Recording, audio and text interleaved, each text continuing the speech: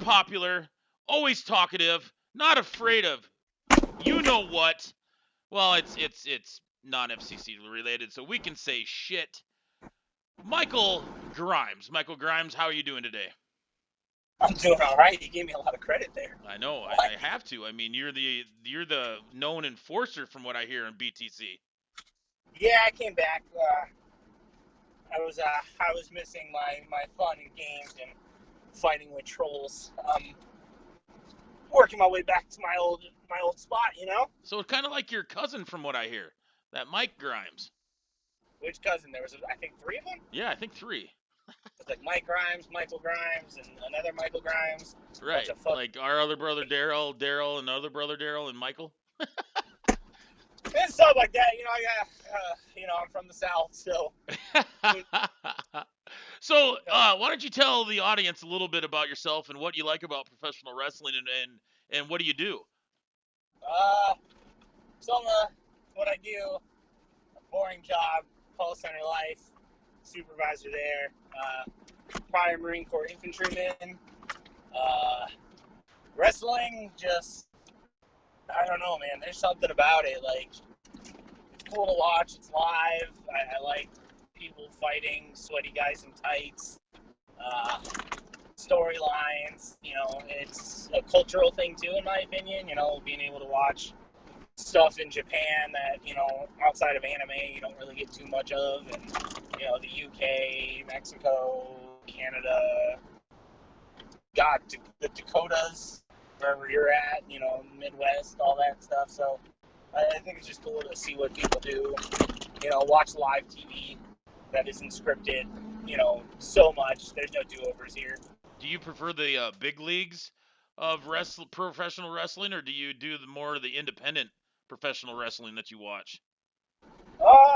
Lately it's been more of the, I guess, semi-mid leagues, if you will. I mean, in New Japan, I kind of gave up on ROH because I just wasn't liking what they were doing.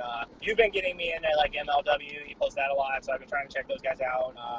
And just whatever I can find here and there. I've got some super indie guys from, I don't even know who they're actually wrestling for, that I try to follow with. So I'm more entertained with the indie stuff for sure. Right on. What got you started in watching professional wrestling? My family, actually. Everybody was big WWE.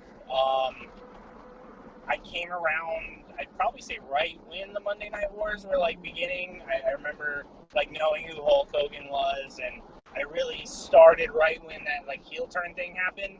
I remember my uncle was always like, oh, they went to WCW, and seeing Nash and Hall, and not really knowing much about them, and then everybody knew who Hogan was, even if you weren't a wrestling fan. And then right.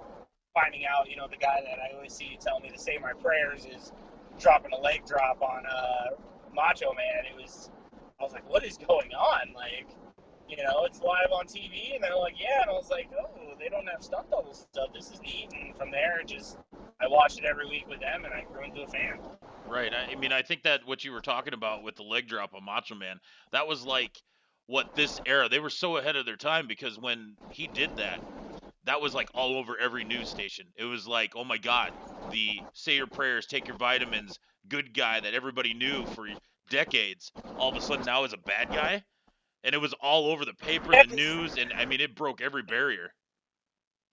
Even in the his movies that he would do, he was always the good guy, the strong guy, the guy that prevailed over everything. And even though I wasn't a fan of that, to me, just hearing he went rogue, and it was crazy, because I remember my uncle always talking about, Hogan will never be a bad guy, Hogan will never be bad, and then he turned, and I was like, oh, there's something here. And I remember seeing fans crying in the crowd. I was like, what's going on? This is all fake, right?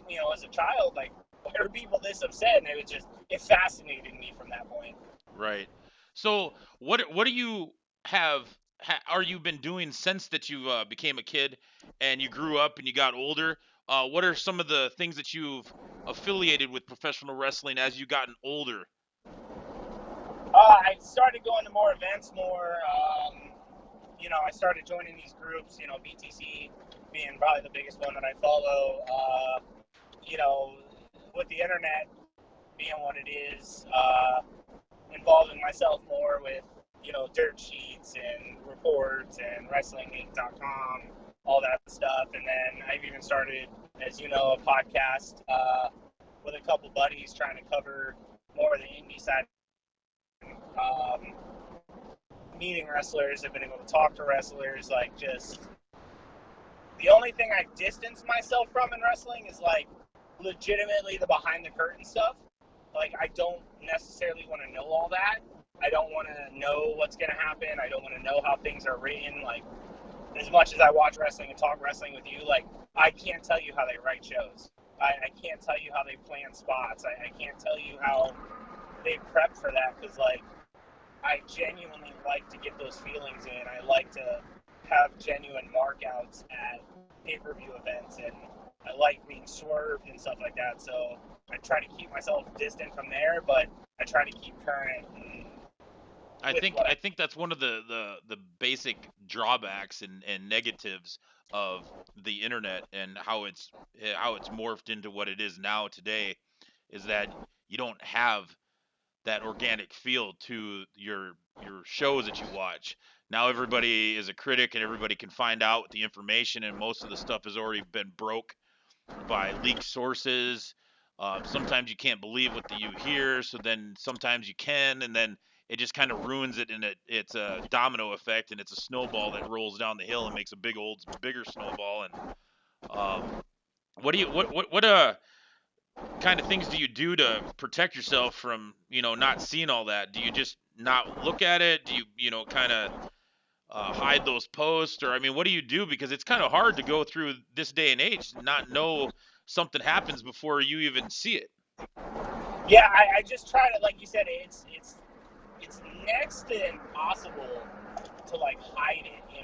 It's like you said, it's there no matter what wrestling page you follow or what website you try to read up on, Bleacher Report, all that stuff. Like, if I see something that's like spoiler alert or like, news about this next pay-per-view or backstage, this stuff, like, I try to genuinely avoid it.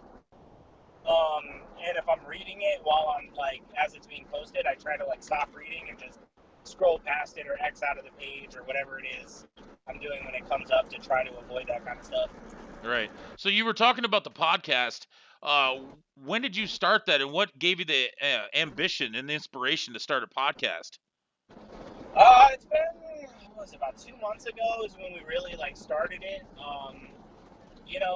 I kind of, we got together, me, Nathan, Joel, and, like, in my head, it's like all the podcasts you listen to, you either have the host of the podcast that's like, they're very adamant on a specific promotion, and then they, like, shit talk everything else.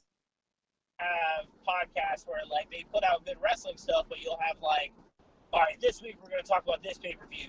Next week we're going to talk with this wrestler. And then you get, like, 3 weeks where it's like, we're going to talk about aliens. We're going to talk about conspiracy theories outside of wrestling. And it's like, I genuinely would like to hear about wrestling. And I feel a lot of these big podcasts, when it comes to, like, Russo, Meltzer, all them guys, like, they're getting old. Like, I want to try something new. I'm young. I'm fresh. I have, I lived through the Monday Night War era, and then we're in whatever era we're in now in WWE. Like, I want to try to become the next big thing for when all the old heads start coming out, and I want to put more of a positive light on wrestling instead of bashing every promotion that I just don't like.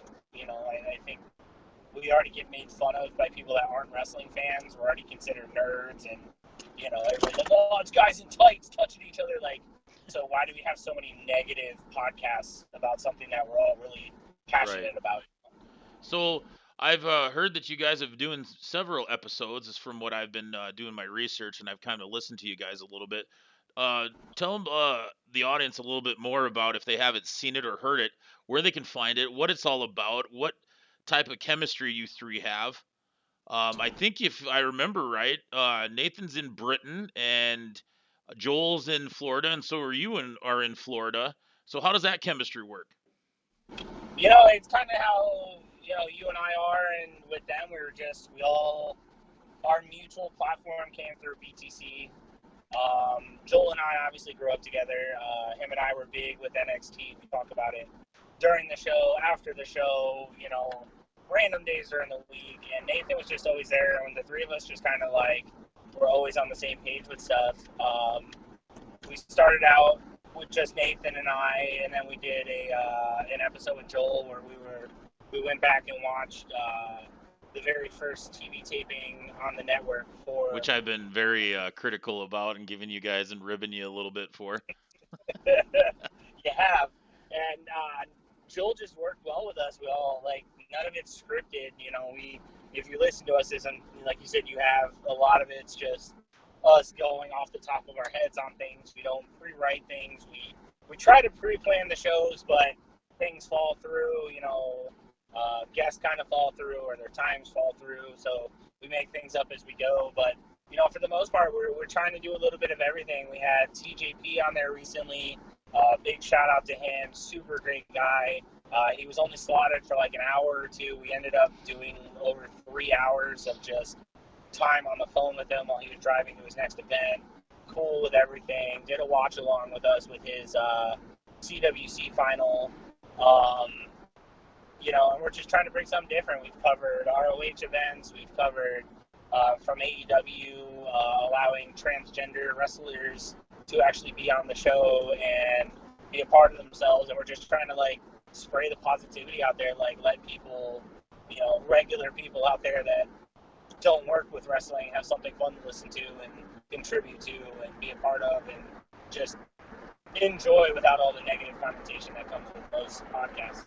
Right, and recently I hear with one of the organizations that I've been affiliated with and kind of getting a big event that's been actually made an official day that we've done. You've recently went into the sponsorship and an independent promotion. You have any other information for the audience to let them know what's going on? Yeah, the Midwest Wrestling event is doing a food drive there in Vermillion, South Dakota, I believe it is. Yes. Sorry if I got that wrong. No, that's right. You got it right. With Eugene, former WWE star, guy was super cool. It's such a good thing to do, and it falls in line with us bringing positivity. He's putting this food drive together, helping people out, helping feed families. Like, if you don't want to be a part of something like that, like, what are you really living for if you're not trying to help people? And right. He didn't require much from us. For the most part, it was a simple process, and he was more than willing, open arms with us, and that's what we want to bring to the wrestling community. He doesn't just put on shows for wrestling fans; he gives back to his community, and that's essentially what we want to be. And having somebody way out there, and like you said, we're mainly based in Florida. Nathan's in the UK, so being able to help sponsor that and be a part of that, I couldn't say no to. That'd be stupid. Right. Well, I mean, I know from my bottom of my heart and from Eugene and everybody else that's involved, we do appreciate that you were willing to give us that honor and sponsoring the event, which is, like you said, is held in Vermillion, South Dakota at the National Guard Armory. It's on Friday, August 30th, which is this Friday coming up. And the city of Vermillion actually made a proclamation and made it an official day in Vermillion. So tell me a little bit what that means to you as somebody that grew up in Florida, that I would suppose graduated in Florida, and then Yep. is doing your podcast. I mean, is that something that you ever figured you would ever happen in, like, states and states away from you? No, and the fun thing about that too is like just saying what you said, and it doesn't matter what side you affiliate yourself with politically. Like, that's a process that you would think would take such a long time. A day is dedicated to this, an event where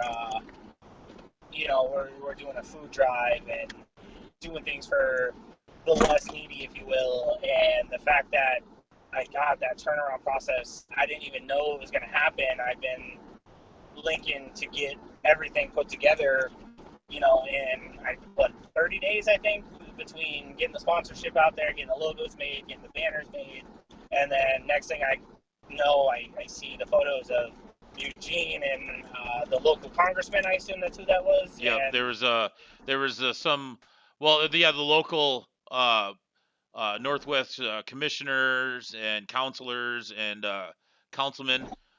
We had the couple of his wrestlers were there.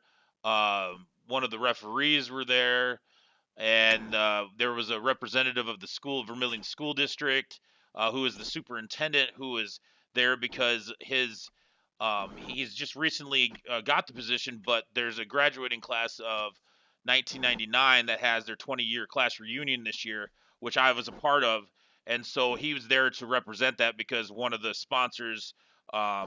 We've recognized as the class of 1999 to give back to the community of Vermilion where they all graduated from.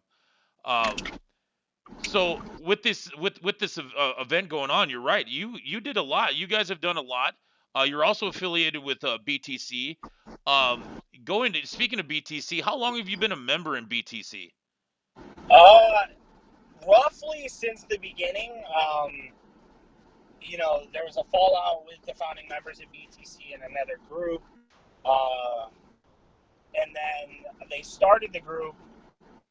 And then shortly after they started it, they invited me over, and at first it was just kind of like we'll do our own thing, and then the great minds that are Vince and Joel, they just, they're entrepreneurs. They went out there just like with the food drive. They took something as small, not to discredit it, but as an event like a food drive with independent wrestling, and then all of a sudden the independent wrestling event is now a sponsored day once a year, and BTC was the same way. It was this small thing, build a community of people to come talk wrestling, hassle others, cut promos on people, to this group that's over 7,000 large, and it was just basically started by a kid with a dream in a sense, and now we're all working together and we're helping sponsor these small end independent companies building something big and helping out a community. So it's like all these like-minded individuals got together, and now we're all sort of branching into something bigger. Right, right. So we both from BTC, and I'm really proud of BTC, and they're one of the main sponsors as well, along with Freedom Value Center of Vermilion and Atami Inc. The Vermilion School District has just been gracious with open arms to be able to put those posters up in the school and get the kids that bring in food and encourage them to bring in food, not like demand that they have to, but they're encouraging them to join in on this. Actually, one of the referees is a young up and comer, and he goes to school within the Vermilion School District. So it's kind of cool that they're supporting him along with his journey. BTC is, yes, it's they rib a lot of people. We talk wrestling. Some some say that it might be drama, but when you got a bunch of like boys and girls running around, and they all have their own lifestyles and what they like to joke around with, you're gonna have a little drama a little bit in there. Um, Tell me what's some of the best things about BTC that you like to be a part of. I mean, one, the community itself. I said in the beginning of this, I met my podcast mates through BTC. You and I are constantly talking. I've gone to more events. I wouldn't say necessarily because of BTC, but like it helps that we're constantly on page with everything. I go to these events in different areas. I run into so many people from the community. We do live streams all the time. We'll cut promos on each other. Like, even guys not trying to be wrestlers, it's just, it's like a live action wrestling community of fans. And I'm always a part of that. I wake up in the morning, 30 to 40 different notifications, like people tagging me and things, people wanting to take shots and do shoots with me, or people wanting me to do shoots on other people, and goofing off, being a part of, the BTC UnCuts that you've been doing, which has been growing in itself. Just something that started out small. You were doing like 2-minute videos, just kind of covering what was going on at BTC. Now this is going to be a thing. Like, it's just, it's hard to really narrow one thing down, since it seems like every time one of us, old heads in these groups come up with something, it just starts blowing up. Man, and maybe that you probably will agree with me on this, but I like the fact with BTC. I mean, I've been a part of other groups, and I go around with the independent, not all the time with, with my kid being in school and stuff, but um, I like the outlet. I like how, like, in some places, in some states, you'll have a lot of professional wrestling fans all around, but then all of a sudden they're just like, they don't want to say that they're professional wrestling fans. So you really don't have a lot of people to talk to, but this gives me an outlet, like, to talk to people. Like, the one thing I like is, if you're not working and you have time to watch a show, you can be on your phone as well too, and you could just chat in their live feeds, which I like. I mean, I don't know what your feelings are, but we'd like to have the audience know what your feelings are about that. Yeah, I completely agree. I mean, it's God, the G1 event. That was a lot to try to keep up with. I work. I have a baby. I wasn't always able to watch every episode, but live threads, people were like, "Hey, who's in there watching the G1?" And I can go in there, and like you said, I was looking through the feeds. I'd see results of matches. I don't care if they get spoiled. I'm gonna watch it anyways. But like-minded fans, like you said, like that are diehard New Japan fans, they were in there. NXT, SmackDown, Raw, all of it. Like, it's constantly going. Like you said, people claim it's a lot of drama. Really, all this stuff happens when there's nothing going on. That weekend in Vermilion, when they have that event, you've got the 3 big pay-per-view events going on. The entire BTC is going to be on point with every event. If somebody's not watching WWE, they're watching New Japan. If they're not watching those, they're watching NXT UK. And it's going to be a legit weekend, if not carrying into the whole week, of just people catching up, talking about wrestling and what they liked, what they didn't like, fantasy bookings, possibilities, results, likes, dislikes. It's once we have those good things going, like, it's just nonstop wrestling, and it's so easy now, with all them different promotions to really keep up. Like, if you can't watch it all, we understand, but if you're in the BTC, you're going to know what happened. Right. And speaking of this weekend, this whole Slam Out Hunger is going to be a great thing for the community of Vermilion and for the Vermilion Food Pantry. But then you go on to Saturday, and we have, I would say, 3 or 4 major promotions having events. Like, this is just unheard of from what I remember as a kid, and even as a 20-year-old or a teenager. Like, I don't know how we're all going to keep up with this, because what do you have? You have NXT UK has an event, you have New Japan has an event, and then you have All Out. Yeah. Yep. And it's not just regular pay-per-views. Like, has like all of their studs being promoted in that NXT UK Takeover. All of those matches are going to be, just heavy and all out. We've been waiting for since All In. Like, everything we've been waiting for with AEW has been building up to this pay-per-view, and it's going to be interesting to see who's jumping where and who's watching what, that day of. Well, speaking of All Out, and that's coming up this Saturday, tell us a little bit of what your feelings are with this whole news breaking that I think was really cool, and I respect the fact that Moxley decided to release the statement in the word himself than just to have it here from some dirt sheet about his news. What do you think that meant to you, and what do you think it's gonna with their rescheduling of who's gonna face Omega? What do you think that's gonna do for the actual, like, AEW promotion in itself? Honestly, I know people are down about it, but looking at it objectively, I don't think what happened was bad. We were all upset when we found out Pac wasn't even going to be involved with this for the most part, because he was doing his thing down in Dragon Gate, and so that got filled. We lived with it, right? Now he's back. We're still going to get an intense match. Like, Omega was already going against Mox with intensity because of that jump in that happened. Pac is super aggressive and just has that heel feel to him. And then realistically, AEW is going to benefit, because by the time Moxley gets back, they're going to be on TV. And what a way to spike ratings on TV than to have the one guy who jumped ship that everybody's looking forward to basically debut on a recovery from an injury on their TV show. Right. I don't think there's really a negative on it. I think people are upset that he's not in the pay per view, but at the same time, when like who's upset that Pac's gonna wrestle Omega and not Pac wrestling Hangman? You know, I think that's a great match. I think that's going to be an intense match, and I think we still have so much more to look forward to in the end. That if you're upset, then you're just being super picky for no reason. Right. And that MRSA, if I said that correctly, that's a pretty weird bone infection. It's like a staph infection. So I hope that he gets better. I know that it's knowing coming from some relative that had a staph infection before. This is more of a kind of a accelerated process. Hopefully they caught this early enough and they get the surgery done and then they don't have to worry about it. But I do know that that was one thing that was really pissing him off when he first had that elbow injury when he was wrestling in the other big promotion. It's going to be stressful. Hopefully he can fight back and jump back to it.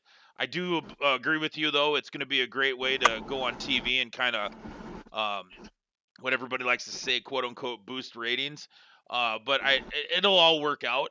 I do feel like I don't know why they haven't like really advertised more matches. Like I don't. It just seems like they're hiding some things. Like they're trying to keep it quiet, and then they're just gonna slam it in our face. What do you feel? Do you feel like they haven't really put out a lot of like information for All Out? I agree with that. I was actually talking to somebody at work about this the other day.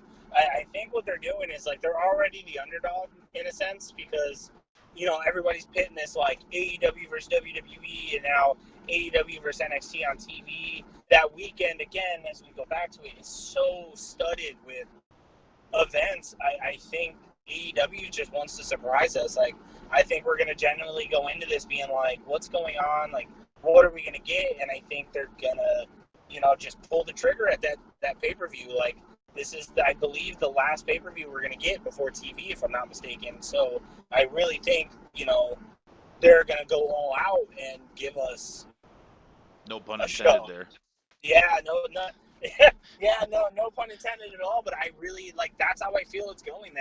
I've really done that in every pay per view. We looked at the matches, and I feel they've exceeded expectations. And I think now we have such a bar that we hold them to that they don't need to promote much. They just need to go out and put out a killer show for all the dirt sheets and wrestling observers out there to write about and be like, damn, they're bringing this. What are we getting on TV?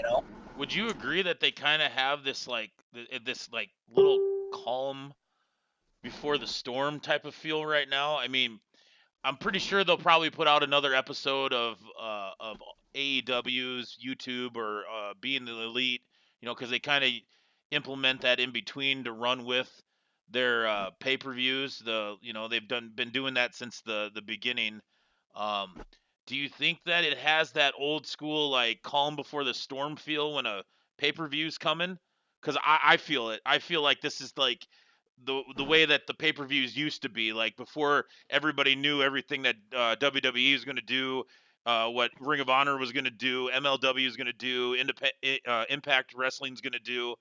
Before it just has that old school feeling. Do you agree with that? Oh yeah, because we have no idea what to expect. It's like we knew this pay per view was, basically a follow up from their last large pay per view. But like you said, what do we really know is going on? We know Mox is out, Pat's in. We know a couple of the matches, but it's just talking points. There's still the speculation going on that even though we said no Punk's coming back, like we have no idea what we're expecting in this. Well, There's the thing that since you brought up Punk, okay, so if a lot of these new members and some of the old members that are of BTC that are going to hear this, we were on a whole different type of platform, a whole different type of setup. It was more of a generic live on the BTC page, and we had this conversation. And I told you, and I had to revisit that video which is actually I think the highest video that we've had recorded on BTC with us together. Plus, I mean, with some other people being together, but we won't name names. They're kind of rookies when it comes to this game, I would say. Yeah. Ooh, ribbon people on the show. Anyway, so I did state, I go, put it in perspective. Here, this is a perfect turnout. You have Chris Jericho going around, and I know he's going against Hangman Page for the AEW Heavyweight Championship. But look at this scenario. It's like perfect. So like we were talking about, we had Shane McMahon. He's going off with this "I'm the best in the world" shtick. And so he's been going on with this long enough. And CM Punk won his court case, and he's going through another one with Colt. But like he hasn't said anything about it. Like if people have asked him, what do you feel like that? And he's like, you could tell them that they're doing it because of me until you're blue in the face, but they still won't admit it. They'll bring up some other like excuse for it. But they have this setup. It would be perfect. You had Moxley do a video and it had like the dice and stuff, and people are like, well, that's the Viper Room. He's not going to be at Double or Nothing. Well, guess what? He showed up, and I guess it wasn't a work.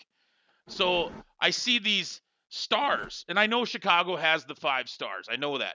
But the font, the design, the way the shapes are of those stars are exactly what CM Punk had on his shorts, what he had on his T-shirt, what he had in his vignettes and his video entrance theme video.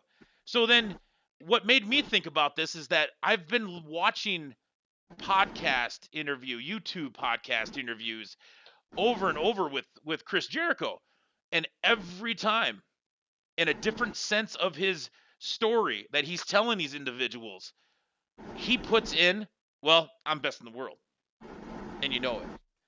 Well, I've noticed that too. You notice that. So like more and more this builds up, and then bam, after a couple months after we had this conversation, and I stated it would be a perfect time for him to jump in and screw Chris Jericho over.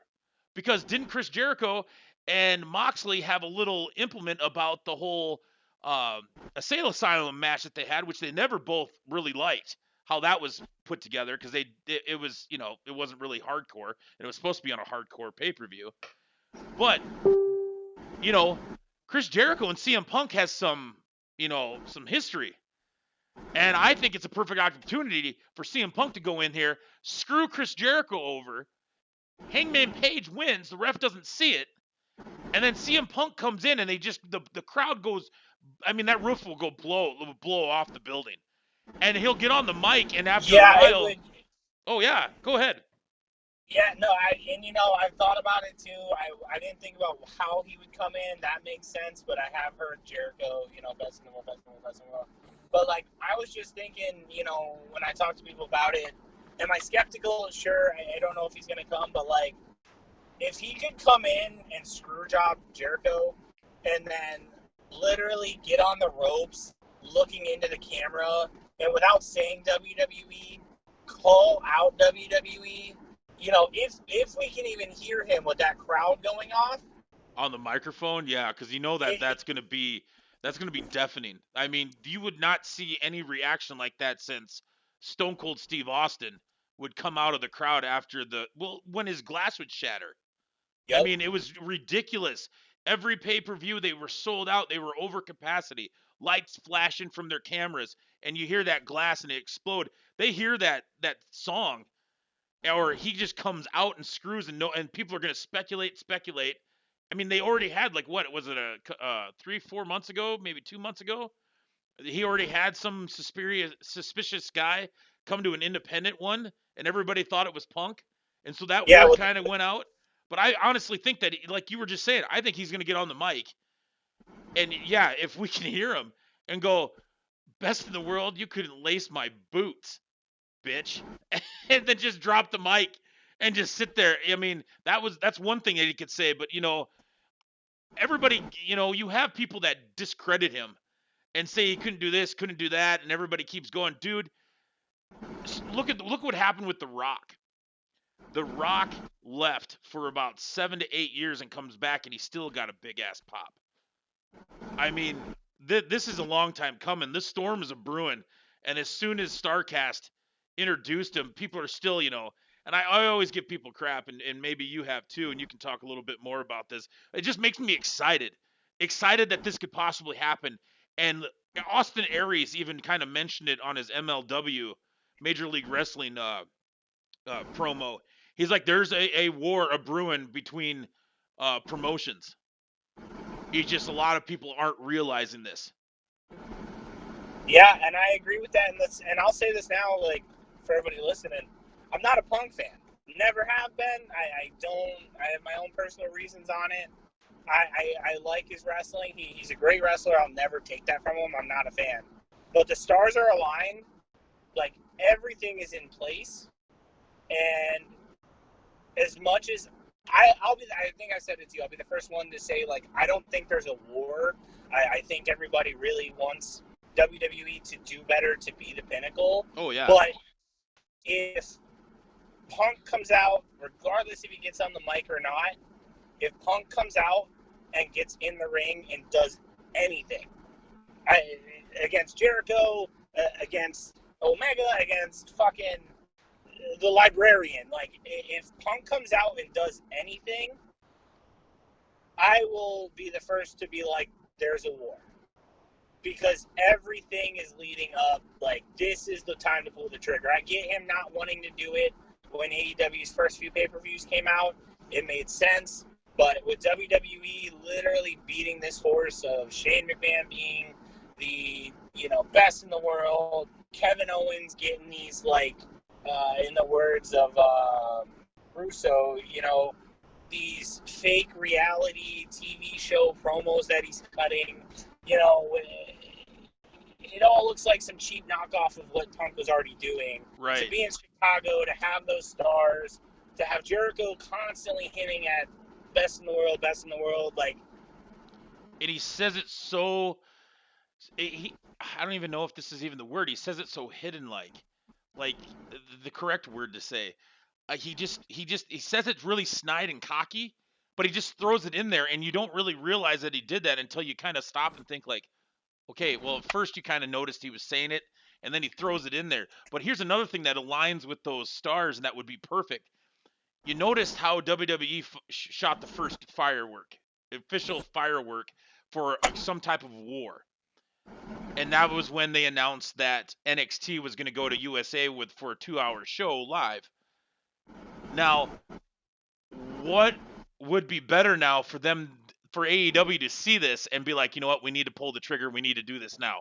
We need to pull all our resources. Everybody needs to shut up, keep it secret, tight-lipped, talk to Punk, get him out of there, because I don't care what anybody says. I've watched enough interviews with wrestlers that used to work for WWE or from friends that are within the behind the scenes part of it.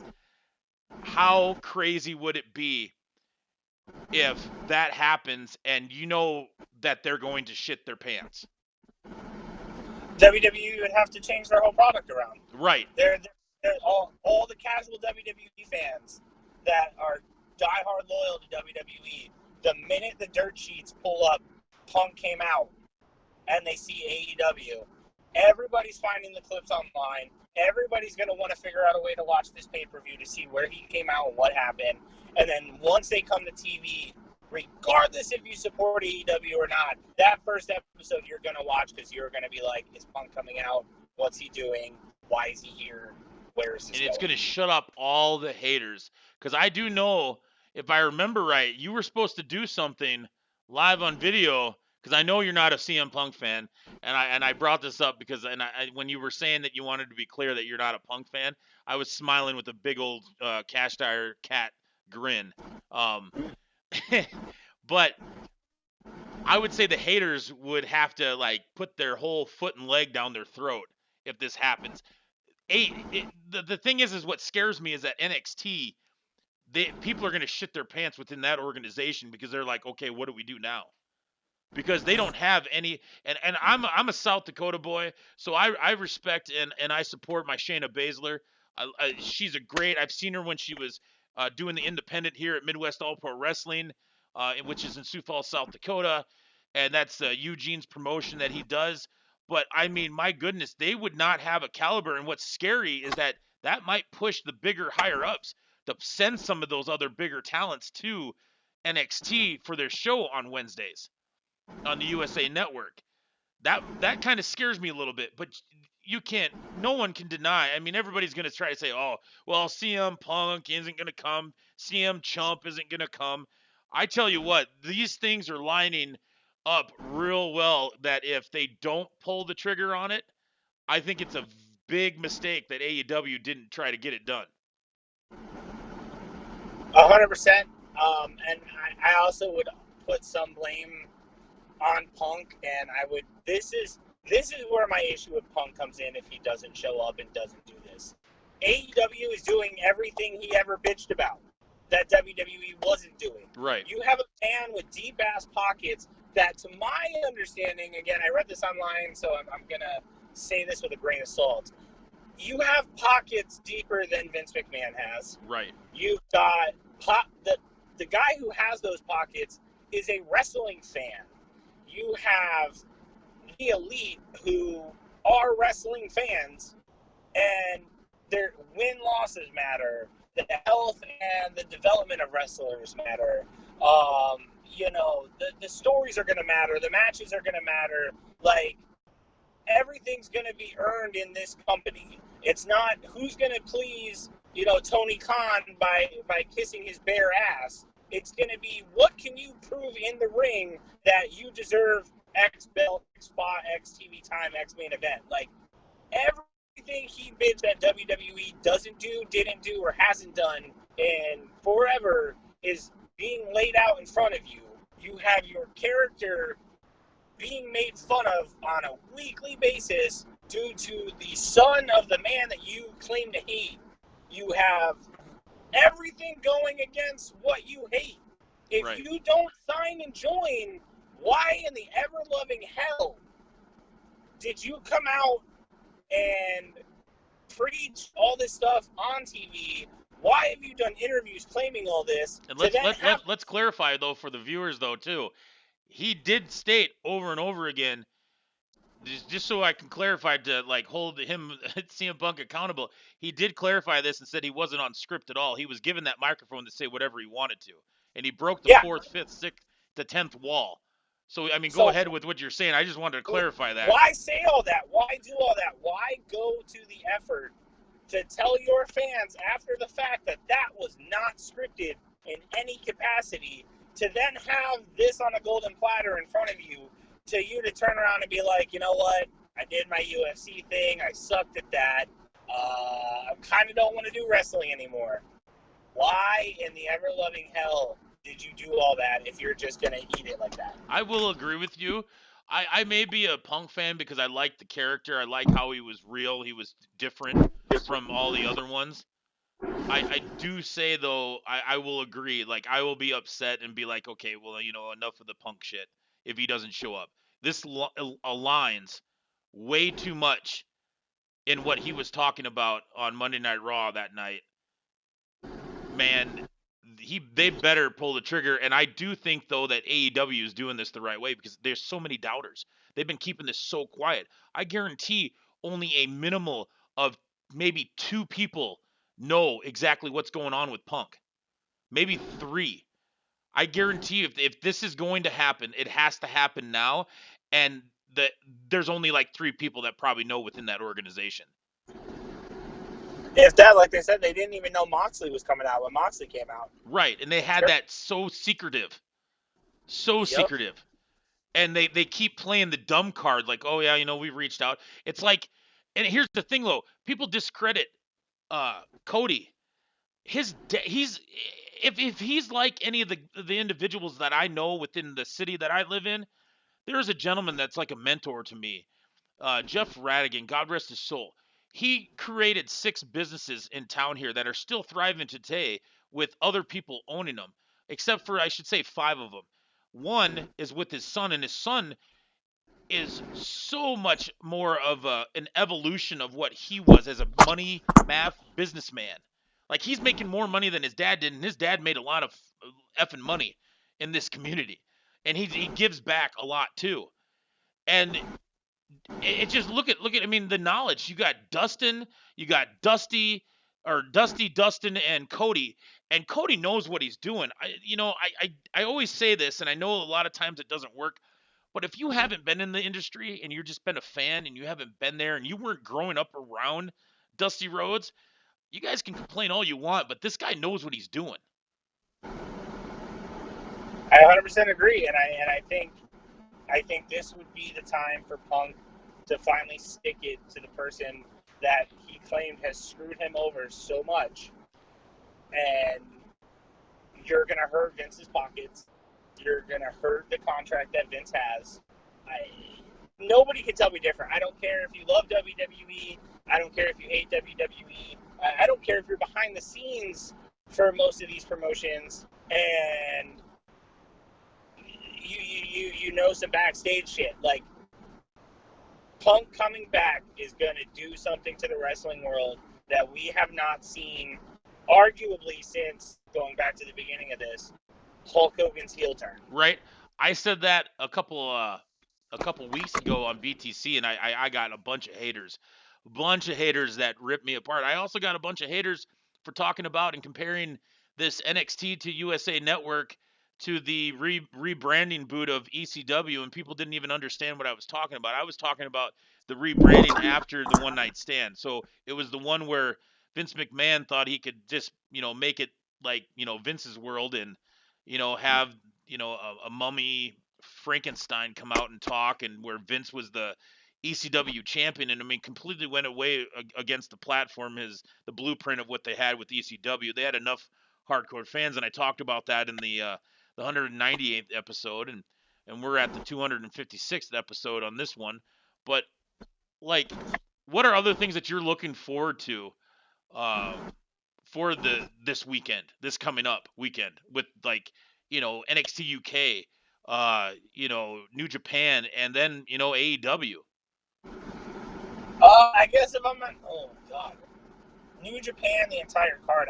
I'll be honest with you, like, there's not a match on there I'm willing to like. Oh my god, I want to see this more than anything. I think it looks great top to bottom. NXT UK, I know a lot of people are probably going to give me some flack for this. I'm genuinely excited for the Tony Storm match. Oh, I was just going to mention that too. I think that's going to be a solid match. I think, and I've said this to you on more occasion than one. I've said it in BTC on more occasion than one.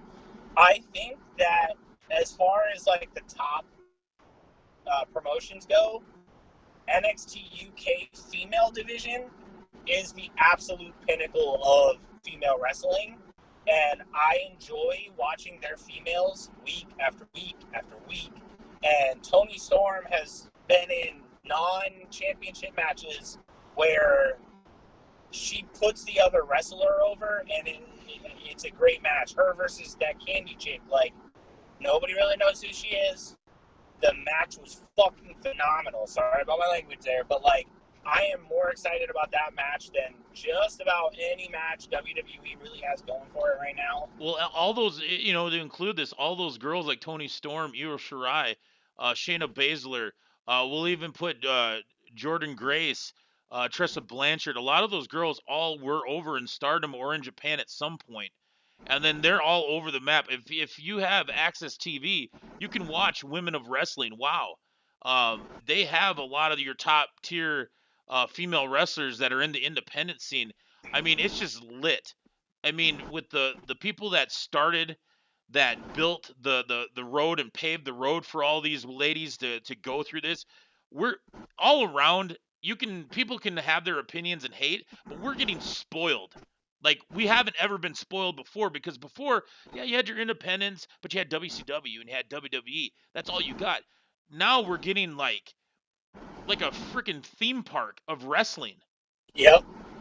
Yeah, and with AEW, I don't really have a favorite wrestler. Like, overall, I just genuinely like wrestling, and that concept goes into AEW. I'm excited for the pay-per-view. I think it's a well thought out for what we know pay-per-view. But I'm sitting back watching AEW, trying to watch probably the undercard more than the overcard, because I know the Elite, I know Omega, I know Rhodes, I know those guys. There's a lot of wrestlers in AEW that I know of, but I'm not familiar with. Either they were in a really small independent company that I just haven't had time to look into for their career, or I know of them from word of mouth from like you, Nathan, Joel, Vince, those kind of people. So like I watch AEW right now because I enjoy it, but like mainly to see what these other wrestlers that aren't the ones that run the company can do. And then I watch, the Elite do the Elite stuff that we already know because we've seen it so much. They put on great matches, and I'm not discrediting them for all the haters that are going to listen to this. And they're like, yeah, it's the Elite show. They have being the Elite. Got it. I know. I watch it too. Thank you. But AEW is a new company getting people from all over the place. I am more curious to see what those new guys have to offer. The Kip Sabians, the Librarians, Alan Darby, those guys. I really want to see what those guys have in those matches. So when I go on the TV, I have an idea of what I'm getting into and what I want to look forward to and who I look forward to seeing come TV time. Like, the librarian you mentioned on AEW, both of those, the lady is old Blue Pants that was in NXT, and that was a fan favorite. Now that they don't call her old Blue Pants, people kind of go against her, which is unfortunate. But the gentleman on there, he's in Championship Wrestling of Arizona, which is an independent, which also is part of the Championship Wrestling of Hollywood, and there's some other ones that are all affiliated, and it's called the United Wrestling Network. It's like a TV thing. They also have um, WWN, I think it is what Evolves on. That's a whole internet-based television network that streams everything on there.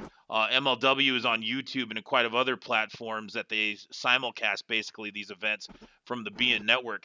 I mean, if you really want to do your background check on how these wrestlers are, I mean, they are not just, sitting back and not wrestling. I mean, they have MJF wrestling on MLW. I mean, if you do Yeah. your background checks and watch these shows, you'll understand who these individuals are. They aren't just somebody they picked up that isn't big name. That's the thing that bothers me the most, though. It's what we'll hopefully we can talk about here to finish up the show. It's the fact that people don't take the time to go do the research and watch these individuals. I mean, I'll sit there and watch countless hours if I have time to with my son and watch these independent promotions, these small ones on YouTube that are just, your grain of dirt, gritty, not really a really good produced product, but it's organic, it's real. And Oh, go ahead.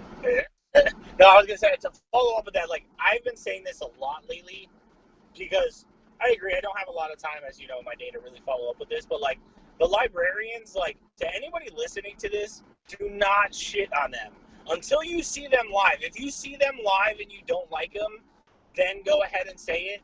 But to be at a live AEW event and the librarians come out and the entire arena shushes each other.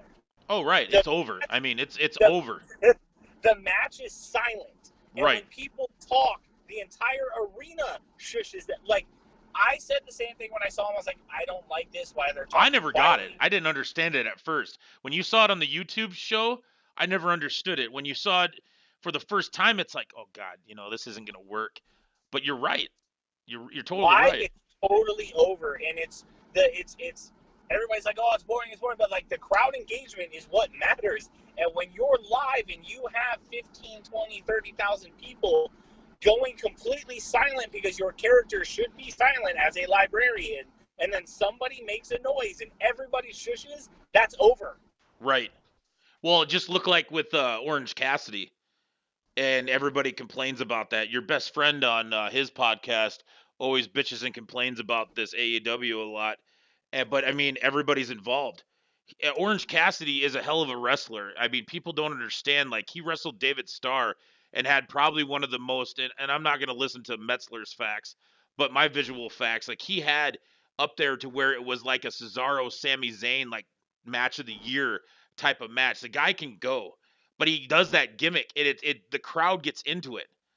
If you can have him work the crowd that much, I mean, you're over. I mean, it's the same thing as any of the superstars did. I mean, from Austin's 316 to Shut Your Mouth and Know Your Role from The Rock, to CM Punk, to Pipe Bomb. I mean, when you can work that crowd and they're giving him a platform, I mean, they're not wasting their money or wasting the rich guy's money around. But I mean, what do you think about some of these wrestlers that now that you've seen them, what is your opinion? Has it changed or has it just stayed the same? No, it's changed. Like I said, going to live events. Why I was speaking about some of these undercard guys that like I don't really know, because if I don't have the time to watch them, yeah, TV I judge them, like that's a natural thing. But like to what did I go to? Fight for the Fallen? Yeah, No, you went to the Fight for the Fallen, which was yeah, a benefit, or that wasn't. Yeah, no, that was the no, that wasn't the benefit full. You went to Fighter Fest. Fighter Fest. Yep. When I went to Fighter Fest, I was like, the librarian came out, didn't know they were there, and the first thing in my head was like, great, these guys. I realized I'm sitting in my chair, and it's like super quiet. I was like, am I at a freaking wrestling event? And then everybody's like, somebody's like, ah ha ha, and the whole crowd's like, shh. And I was like, these guys are really over right now. I was Right. like, I'd like judged way too early, and see, Darby Allin, not having much experience with him, watching him just. I know that people were telling me like he could keep up with Dude. with Jimmy Havoc, Yeah. and then watching him just take a ass whooping for, was it 20, 30 minutes? Like, Yeah. but he still put on a show. It's like I may not have time to invest to watch these guys in their independent companies, but like don't jump the gun to instantly be like, this character's boring, this character ain't gonna work. Why he looks people with face paint? Like, go and see them live. Invest your money. I would have to add to your comment there about Darby Allin. Watch Evolve. It was on the wrestlers show that's on Viceland, but it's on YouTube. He wrestled the Ego Ethan Page, on a hardcore match. Ethan Page took a spade shovel or a scoop shovel. No, it wasn't even a scoop shovel. It was he just took the shovel and whacked him, sliced his elbow open to where you could see the bone. It was disgusting, and the guy still finished the match. He's broken his arm. I mean, the dude is legit. He doesn't care. He's a give it all or there is nothing to give type of character. A human being. He's not really a character. It's himself. Like, he's a skateboarder, and his personality um, has what it takes to be a top tier wrestler. But yeah, go ahead and watch that one with Ethan Page and Darby Allin, man. That was brutal. You have to be a tough son of a bee to be able to handle that because I mean it was just your old school hardcore match, like Terry Funk type of match. It's great stuff. It really is good stuff. And I think my issue is I, outside before, or not before the WWE, before BTC, like WWE focus, that like in my feel like that is what wrestling was. And then branching out, seeing these other, WWE's just not doing it. Like, or quote unquote PG-13. It's all one man agreeing and making all these decisions, and then you're watching matches that the characters control. Like, these men have full control over who they are, they say, and it's something where like you can realize what you're watching, like, right, and it's all the way around, no matter what promotion you're watching. It's just it's great. I would recommend going to it live and just we're getting pay-per-views now. They have their YouTube channels, kind of giving you some backstory. If you're not watching it, you're not understanding. They don't need 30-minute episodes on Mondays, and I think Cody's is Wednesday. right. Watch that. The moral of the story is, to end the show here, is basically get out of your damn bubble. Watch the other product. Know what you're talking about. WWE is not the be-all, end-all. And competition is good. Controversy creates cash. Homage to Eric Bischoff. my friend's uncle, and it was great to talk to you, to pick your brain, to hear what you're about. I think that this is a great platform to let people in BTC know other BTC members. I think we're going to keep doing this. But my name is DJ Barbecue for Michael Grimes. Love you, brother. I hope you have a good day. I think we're going to end the show at that note and really keep going. Have a good night, everybody.